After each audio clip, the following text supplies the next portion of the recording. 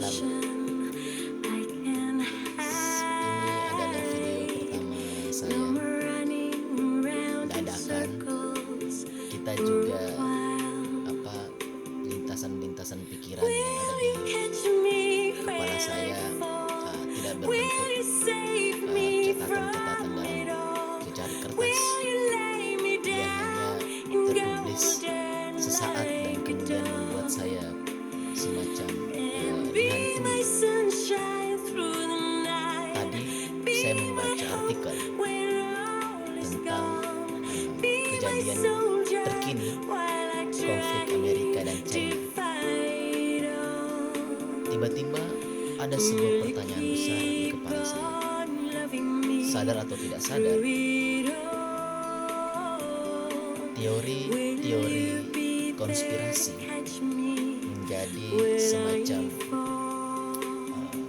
sudut pandang yang saya gunakan untuk melihat kejadian-kejadian yang terjadi saat ini.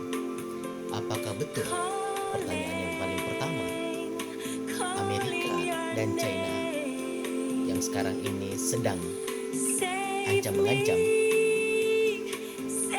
akan menyelesaikan persoalan ini dengan cara kekerasan, atau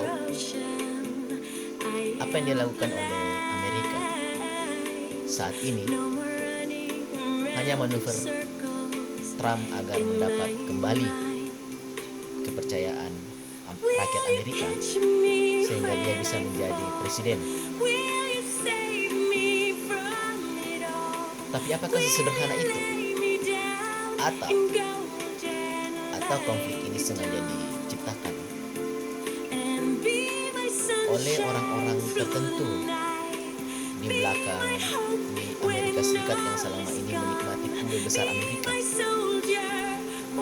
yang oleh beberapa informasi yang beredar di dunia internet, sekali lagi informasi ini adalah hanya asupan-asupan yang muncul sesaat dari pembacaan saya di media sosial, artikel dari VOA dan CNBC, BBC dan seterusnya.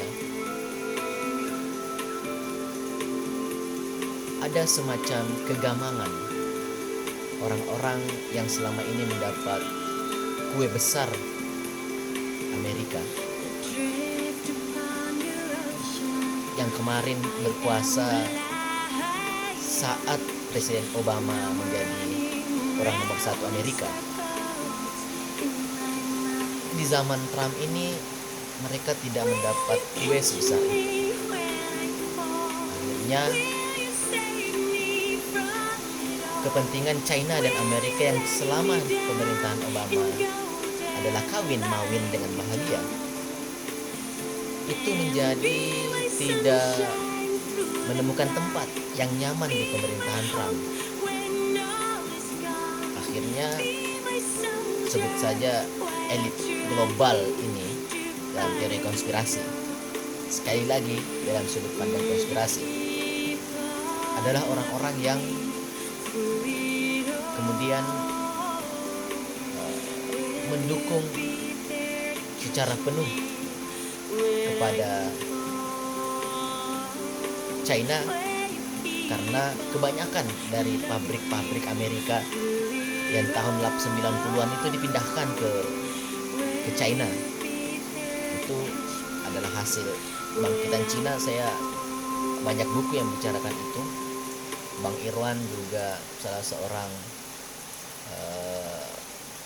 rekan senior kami yang sangat baik dalam menerangkan. Beliau membedah buku tentang kebangkitan Cina. Itu adalah hasil dari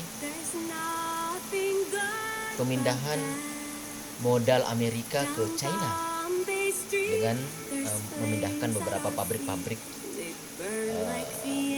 Amerika di China. Kebangkitan tidak bisa fakta itu tidak bisa kita tolak. Apple di sana, Microsoft di sana dan seterusnya.